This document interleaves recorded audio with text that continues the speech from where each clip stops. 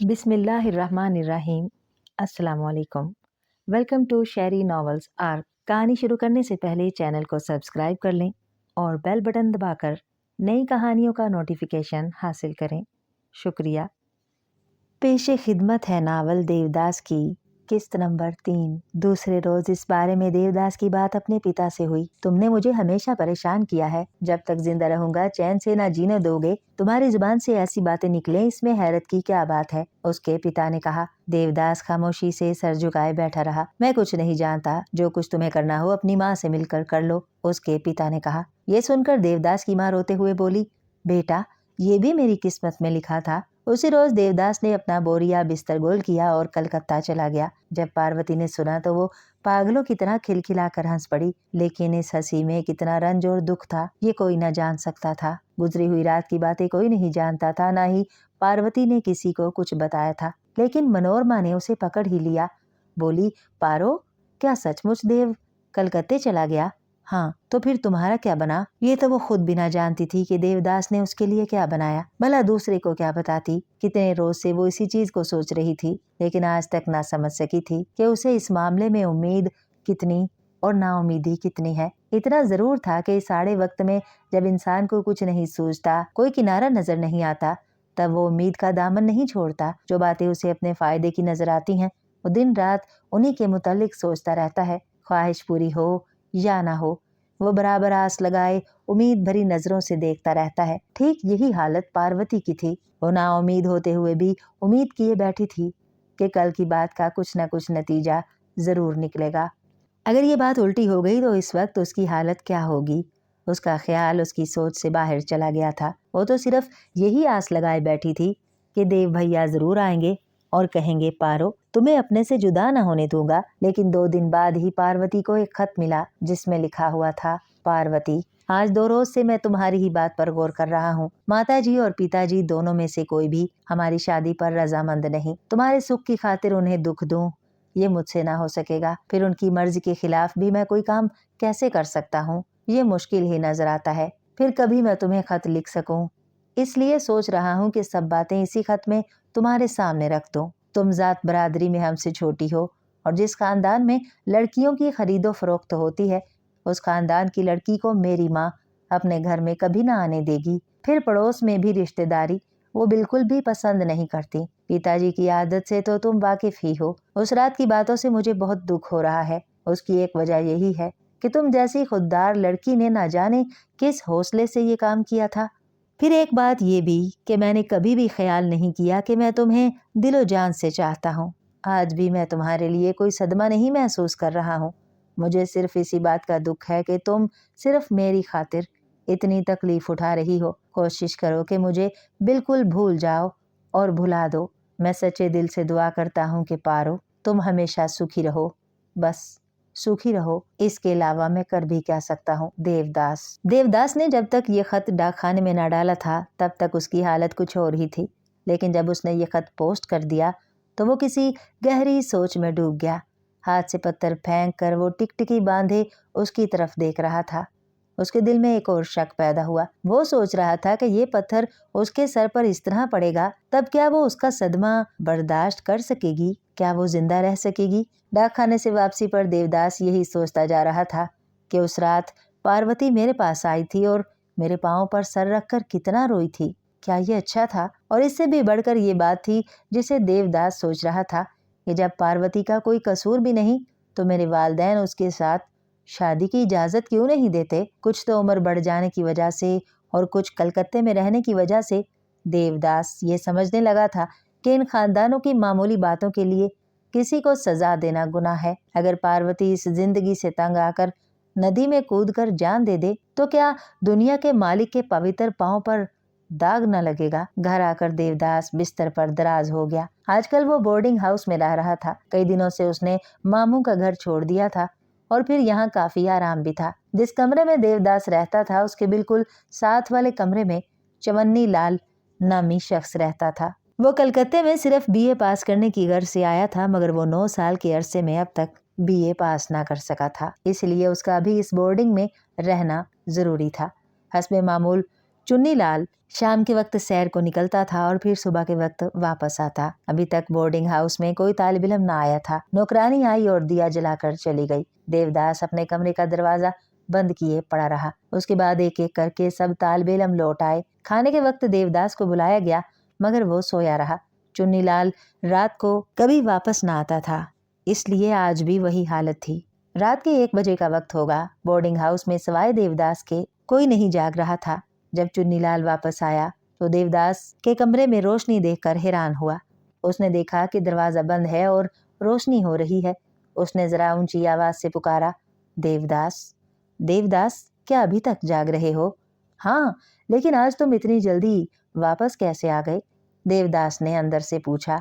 अरे भाई, आज जरा तबीयत खराब है, चुन्नीलाल ने हंसते हुए कहा और इतना कहकर चला गया। कुछ देर बाद वो फिर लौट कर आया और देवदास को पुकारा, देवदास, क्या दरवाजा खोल सकते हो? क्यों नहीं, जरूर। कुछ तंबाकू है तुम्हारे पास? हाँ हाँ है, ये कहते हुए देवदास ने दरवाजा खोल दिया। चुन्नीलाल तंबाकू भरने बैठ गया और बोला, तुम इस आधी रात तक क्यों जाग रहे हो? अरे नींद क्या हर रोज आया करती है? मेरे ख्याल के मुताबिक तो तुम जैसे लड़कों को आधी रात के वक्त तक नहीं जागना चाहिए, मगर आज देखकर दंग ही रह गया हूँ, चुन्नीलाल ने मजाक उड़ाते हुए कहा। देवदास खामोश रहा। चुन्नीलाल ने सिगरेट का कश लगाते हुए कहा, जब से तुम घर से वापस आए हो मालूम होता है कि तुम्हारा दिल दुखी है। क्या तुम्हें कोई तकलीफ है देवदास? देवदास ने कोई जवाब न दिया और मुंह बनाकर उठ खड़ा हुआ। तुम्हारा दिल ठिकाने नहीं है। क्यों देवदास, ठीक है ना? देवदास एकदम बिस्तर पर बैठ गया और उसके मुंह की तरफ टिकटिकी बांध कर देखते हुए बोला, अच्छा भाई चुन्नीलाल, बताओ क्या तुम्हारे दिल में रहम नहीं है? चुन्नीलाल सिर्फ हंसकर खामोश हो गया। चुन्नीलाल, क्या तुम्हें अपनी जिंदगी में कोई दुख नहीं हुआ? ये पूछकर क्या करोगे? मुझे जानने की आदत है, लेकिन आज नहीं, फिर कभी सही। अच्छा चुन्नीलाल, ये बताओ कि तुम रात भर कहाँ रहते हो? देवदास ने सवाल किया। मगर तुम्हें ये जानकर क्या करना है? चुन्नीलाल ने कहा। बस जानना चाहता हूँ। तुम्हें इस बारे में कुछ इल्म नहीं? चुन्नी ने कहा। कुछ कुछ जानता हूँ, मगर अच्छी तरह नहीं, देवदास ने कहा। चुन्नीलाल का चेहरा शौक से दमक उठा। इन बातों से चाहे और कुछ हो या ना हो, लेकिन समाज की नजरों में शर्मिंदगी जरूर होती है। इन बातों को चुन्नीलाल एक तवील तजर्बे के बाद भुला बैठा था। उसने अपनी आंखें बंद करते हुए कहा, देवदास, अगर वाकई तुम मुझे जानना चाहते हो तो तुम्हें भी मुझे जैसा बनना पड़ेगा। क्या तुम कल मेरे साथ चलोगे? देवदास कुछ देर तक सोचता रहा, फिर बोला, सुना है कि वहाँ बड़ी मौज रहती है, दिल के सब दुख दर्द दूर हो जाते हैं। क्या ये सच है? 16.25 आने सच है। अगर यही बात है तो कल से मुझे भी वहाँ ले चलना, मैं भी चला करूंगा। दूसरे रोज शाम से कुछ पहले की बात है कि चुन्नीलाल देवदास के कमरे में गया। उसने देखा कि वो अपना बोरिया बिस्तर गोल करने में लगा हुआ है। हैरान होकर उसने पूछा, ये क्या? कहाँ कहाँ जा रहे हो? जाने का इंतजाम कर रहा हूँ। चुन्नीलाल हंसा। उसने सोचा कि ये तैयारी तो बुरी नहीं नजर आती। अरे ये क्या, तुम तो सब कुछ ही लिए जा रहे हो। अगर ले ना जाऊं तो किसके भरोसे पर छोड़ कर जाऊं? चुन्नीलाल कुछ ना समझ सका। बोला, मैं अपना सामान किसके ऊपर छोड़ कर जाता हूँ? सब कुछ यही तो पड़ा रहता है। देवदास एकदम होश में आया और कुछ शर्मिंदा होकर बोला, बात यह है कि मैं आज घर जा रहा हूँ। ये क्यों? और लौटोगे कब? अब कभी नहीं आऊंगा, देवदास ने सर हिलाते हुए कहा। चुन्नीलाल हैरान हुआ और चंद लम्हों के लिए देखते का देखता ही रह गया। उसी वक्त देवदास ने कहा, इन रुपयों को संभालो, जिसकी मुझसे लेन देन हो चुका देना। उसके बाद भी अगर कुछ बच जाए तो बोर्डिंग हाउस की नौकरानियों और दूसरे मुलाजमीन को तकसीम कर देना। मुझे अब फिर कभी कलकत्ते वापस नहीं आना। कलकत्ते आने की वजह से तो मैं अपना बहुत कुछ गंवा बैठा हूँ, उसने दिल ही दिल में सोचा। आखिर में उसे महसूस हुआ कि बचपन के खेलकूद में गुजारे हुए दिन उस कलकत्ते से तो 1000 दर्जे अच्छे थे। वो दिन आज के दिनों से कितने अच्छे थे। उसने फिर चुन्नीलाल की तरफ देखा और कहा, बाबू चुन्नीलाल, ये सब पढ़ना लिखना सिर्फ सुख के लिए ही तो है। जिस तरफ भी देखो सवाए अपने सुख की पढ़ाई के दूसरा कोई पहलू नहीं है। तो क्या तुम पढ़ना लिखना सब कुछ छोड़ने की सोच रहे हो? चुन्नीलाल ने बात काटते हुए कहा, जरूर छोड़ दूंगा।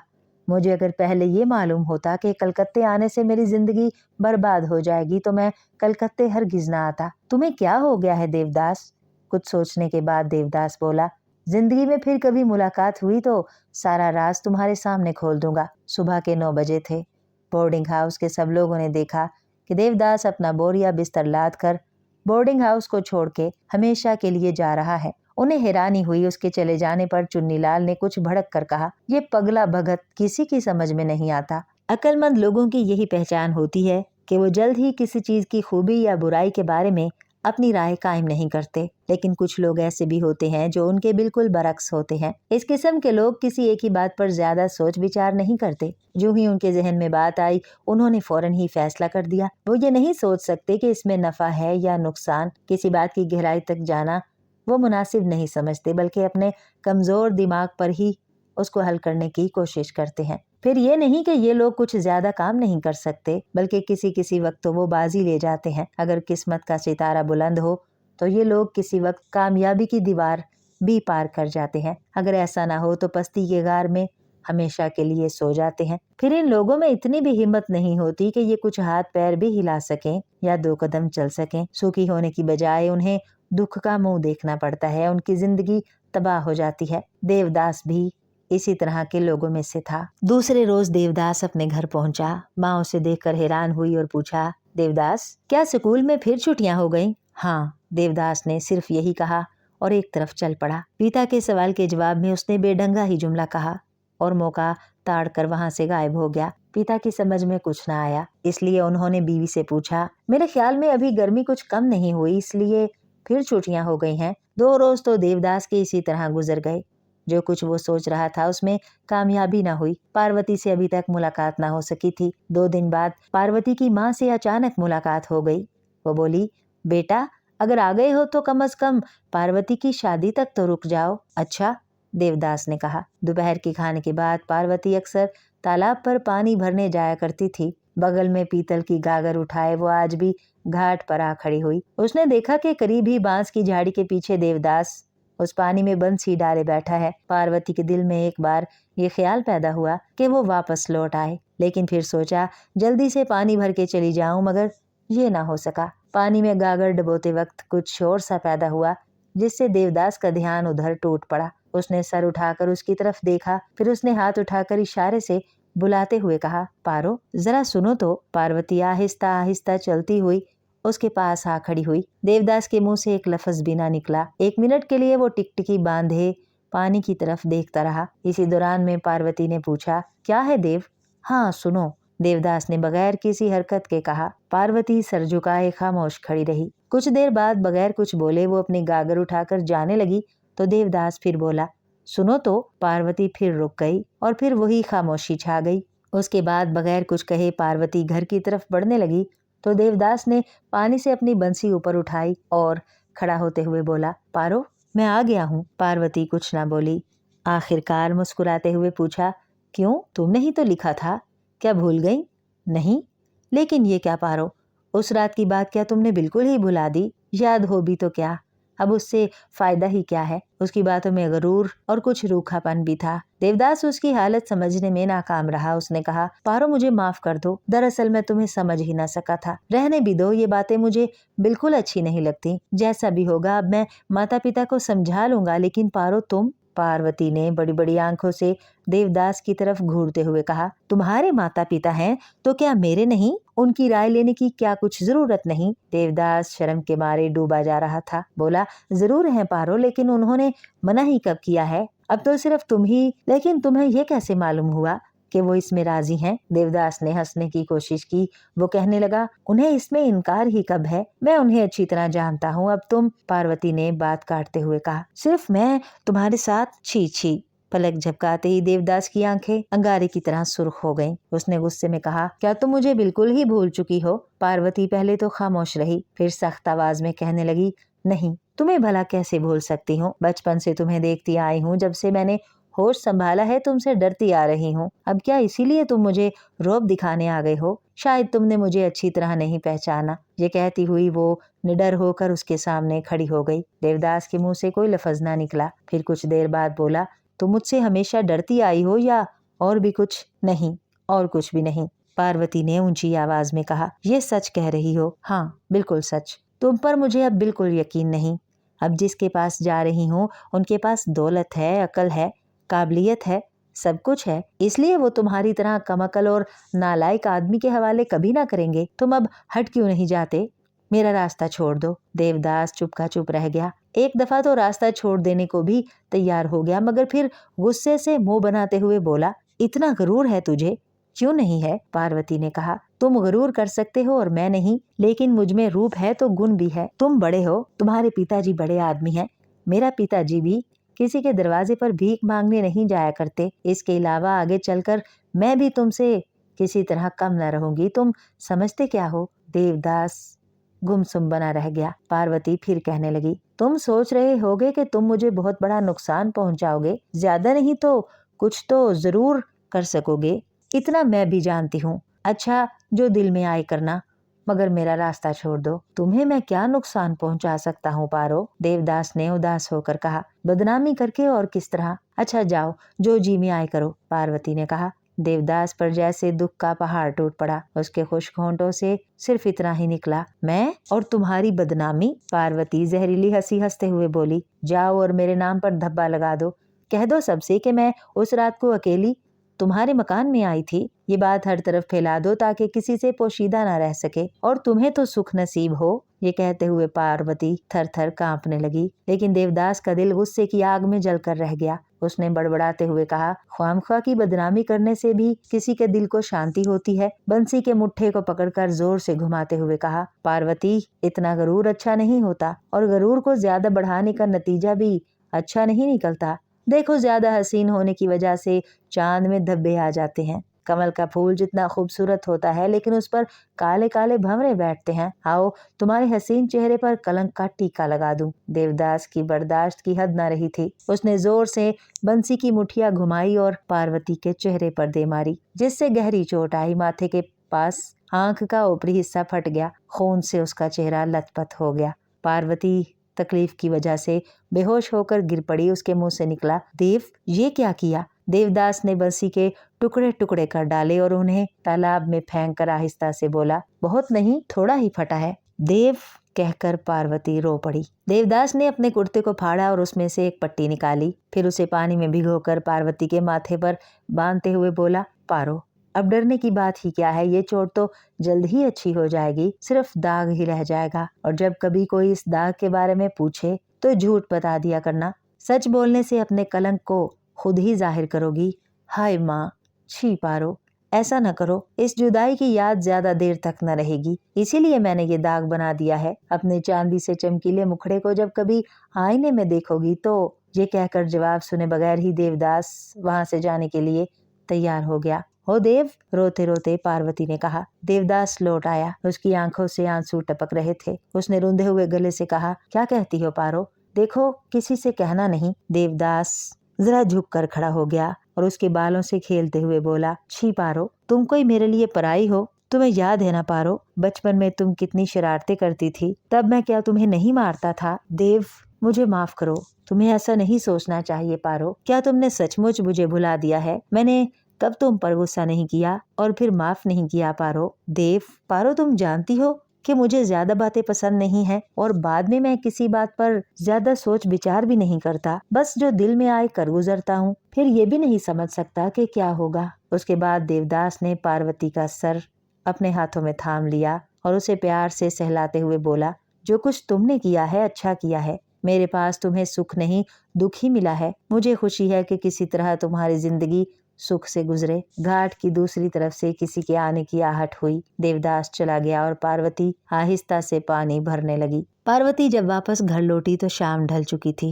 उसकी दादी ने उसे देखे बगैर ही कहा, पारो, आज नया तालाब खोद कर पानी लाई हो क्या? उसकी बात मुंह में ही रह गई। पार्वती को देखते ही वो चिल्ला उठी, राम राम, ये क्या हुआ? खून उस वक्त भी जारी था। माथे पर बंधी हुई पट्टी सुर्ख रंग से रंगी हुई मालूम होती थी। देखकर दादी की आंखों में आंसू आ गए। वो रोते हुए बोली, हाय हाय पारो, तुम्हारी तो शादी है। पार्वती ने आहिस्ता से गागर जमीन पर रख दी। उसी वक्त उसकी माँ भी आ गई। वो भी चीखती हुई बोली, पारो, ये क्या हुआ? घाट पर पांव फिसल गया, मैं गिर पड़ी, ईंट लगने से चोट आ गई, पार्वती ने सहमी हुई आवाज में कहा। उसके बाद सब लोग पार्वती की खिदमत में मसरूफ हो गए। देवदास ने ठीक ही तो कहा था, चोट गहरी नहीं है, 2-4 रोज में ही जख्म भर गया। इसी तरह 8 रोज गुजर गए। उसके बाद एक दिन हाथी पूना के जिम्मेदार महाशय भवन मोहन दूल्हा बनकर शादी रचाने के लिए आ गए। गोरा रंग था, कृष्ण मरारी की तरह डेल डोल था। सर के बाल पककर खिचड़ी नुमा हो गए थे। इसके बावजूद भी खोपड़ी के बाल सफा चट थे। दूल्हा को देखकर कुछ लोगों को तो बहुत खुशी हुई और कुछ लोग इस शादी से बहुत उदास हुए। भवन बाबू देखने में बहुत संजीदा और शरीफ थे। वो एक मुजरिम की तरह ब्याह मंडप पर विराजमान थे। दूसरे दुल्हों की तरह उनके साथ भी मजाक वगैरह होने लगा, लेकिन वो समझदार थे, वक्त की नजाकत को खूब समझते थे, इसलिए उन्होंने उस तरफ कोई ध्यान नहीं दिया। पार्वती ने कुछ अजीब निगाहों से उनकी तरफ देखा और देखती ही रह गई। उसके होंठों पर तबस्सुम दौड़ गया। भवन बाबू ने झीम कर पलकें झुका ली। दूल्हा को देखकर अड़ोस पड़ोस की औरतें हंस पड़ी। चक्रवर्ती तो दौड़ धूप में कभी इधर और कभी उधर मारे मारे फिर रहे थे। जिम्मेदार श्री नारायण मुखर्जी लड़की वालों की तरफ से करता धरता बने हुए थे। इसी तरह शादी की रस्म खत्म हो गई। दूसरे रोज चौधरी जी ने जेवरात से भरा हुआ बक्स निकाला।